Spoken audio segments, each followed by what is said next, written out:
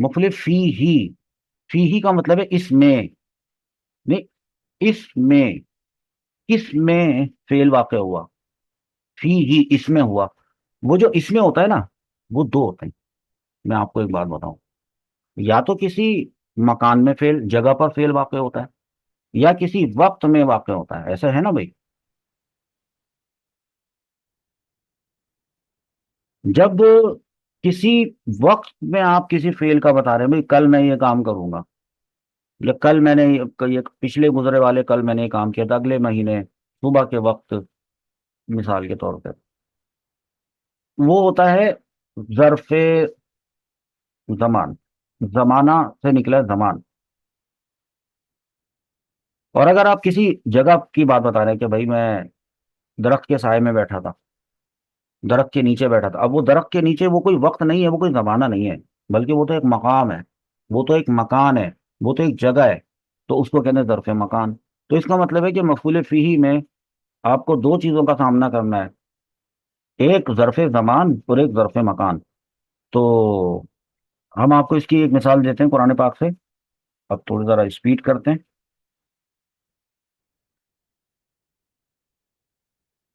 اللہ، ہاں یہاں پہ دیکھیں، آپ کو خود ہی پتہ چل جائے گا، قالو یا ابانا مالکا لا تأمنا علی یوسف و ان،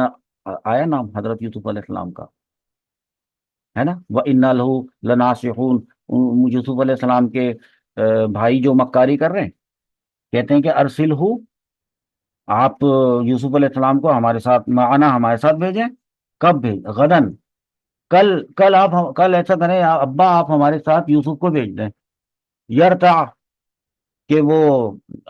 کھائے، ویلعب، پیے، اور رہی بات کھو نہ جائے، وَإِنَّا لَهُ لَحَافِظُونَ، ہم کریں گے نا اس کی حفاظت۔ تو اب یہ جو کہا نا کہ ارسلہ معنا غدن، یہ غدن بن گیا، کیا حالت نصب میں تو ہے، مفعول بہ یہ نہیں ہے، مفعول مطلق یہ نہیں ہے، مفعول لہو، یہ غدن کا ورڈ کل، یہ کسی چیز کی وجہ تو نہیں بتانے آ رہا، بتا رہا، تو یہ مفعول لہو بھی نہیں ہے، یہ ہے مفعول فیہ۔ فیہ سے مراد اس وقت میں یہ کام کر دیں، آپ بھیج دیں۔ تو اس کا ترجمہ، یہ مثال بھی لے لیں اور اس کا ترجمہ بھی لے لیں۔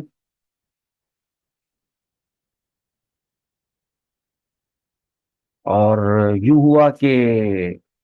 انہوں نے کہا آپ یوسف علیہ السلام کو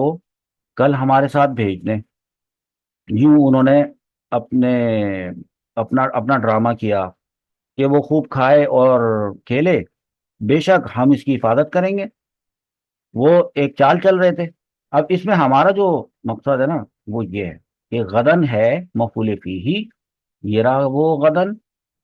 اور جس کا مطلب کیا ہے، وہ ہے کل۔ تو کل چونکہ ایک وقت ہے، ایک زمانہ ہے، لہذا ہم اس کو کیا کہیں گے، ظرف زمان، ٹھیک ہے۔ ایک مثال یہ میں نے آپ کو دی ہے، اور دوسری مثال بہت اچھی خوبصورت سی مثال ہے، وہ آپ بہت اچھے پہچان جائیں گے۔ آپ دعا پڑھتے ہیں، نیک لوگ دعا پڑھتے ہیں کہ ربی اجعلنی، اے ہمارے رب، اے میرے رب، ربی اجعلنی، اے میرے رب، مقیم الصلاتی، مجھے بنا دے، اجعلنی، مجھے بنا دے، مقیم الصلاتی، نماز قائم کرنے والا، ومن ذریتی، اور میری ذریات کو اور میری اولادوں کو بھی نماز قائم کرنے والا بنا دے۔ ربنا، اے ہمارے رب، وتقبل دعا، یا اللہ تعالیٰ میری دعا کو قبول فرما۔ ربنا، اے ہمارے رب، اغفر لی، ملا کے پڑھیں، ربنا اغفر لی، یا اللہ مجھے میری مغفرت فرما دے، مجھے معاف کر دے، ولی والدیہ، اور میرے والدین کو بھی معاف کر دے، وللمؤمنین، اور تمام مومنوں کو معاف فرما دے یا اللہ تعالیٰ۔ کب؟ یوم یقوم الحساب، جس دن یقوم قائم ہوگا حساب، جس دن قیامت قائم ہوگی، تو جس دن، آپ کے کیا ذہن میں آیا جس دن سے، کہ وہ ایک وقت کی بات ہو رہی ہے، تو فی ہی، اب آپ کا جو یومہ ہے یہ بن گیا مفعول فی اس میں، ٹھیک ہے۔ ایک مثال اور، اس کو بھی آپ لکھ لیجئے گا اپنے پاس، وہ ایک مثال میں آپ کو اور دیتا ہوں۔ جب صلح حدیبیہ کے موقع پر آپ کو یاد ہوگا کہ حضور اکرم صلی اللہ تعالی علیہ وسلم نے صحابہ کرام سے بیعت کی تھی، اور صحابہ کرام نے حضور صلی اللہ تعالی علیہ وسلم کے ہاتھ پر بیعت کی تھی، ٹھیک ہے؟ تو وہ کیا تھا، اللہ تعالیٰ نے فرمایا نا کہ اس بات سے اللہ رب العزت اتنا خوش ہوئے، اتنا خوش ہوئے کہ اللہ تعالیٰ نے فرمایا کہ لقد رضی اللہ، ہو گیا اللہ تعالیٰ راضی، بے شک اللہ تعالیٰ ان سے راضی ہو گیا، ان المؤمنین، کن سے؟ مومنین سے۔ یہاں پہ اس وقت، جس وقت صلح صلح ہو رہی ہے کا وہ سب لکھا جا رہا ہے، تو یہ اس وقت جو مومنین ہے کون ہے؟ ہم لوگ تو نہیں تھے نا وہاں پر اس وقت، اس دور میں، وہ تو صحابہ کرام تھے۔ تو اس لیے ہم نہیں پڑھتے صحابہ کرام کا نام حضرت ابو بکر صدیق رضی اللہ عنہ، رضی اللہ ان سے راضی ہو، اور اس کا مطلب ہے اللہ رضیہ تو چونکہ فعل ماضی ہے تو اللہ ان سے راضی ہوا، ہم یہ بار بار اس بات کا اقرار کرتے ہیں، اللہ ان سے راضی ہوا۔ اور دیگر صحابہ کرام، جتنے بھی صحابہ کرام ہیں، ان کا جب ہم نام لیتے ہیں ہم کہتے ہیں رضی اللہ عنہ۔ صحابیات ہوتی ہے انہا، ضمیر کا فرق ہوتا ہے، ایک ضمیر ہو مذکر کی ہوتی ہے، ہا ضمیر مؤنث کی ہوتی ہے۔ ہاں، لیکن اللہ تعالیٰ ان سے راضی ہوا کب؟ کیونکہ کب کا جواب ہوتا ہے مفعول فیہ۔ ہاں جی، از از یوبا کا، اور تحت الشجری، اور کہاں، کہاں کا جواب ہوتا ہے، کہاں ہوا، وہ کون سی جگہ تھی؟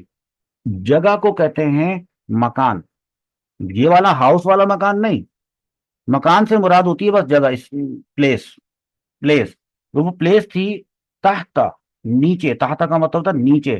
تحت شجرتی،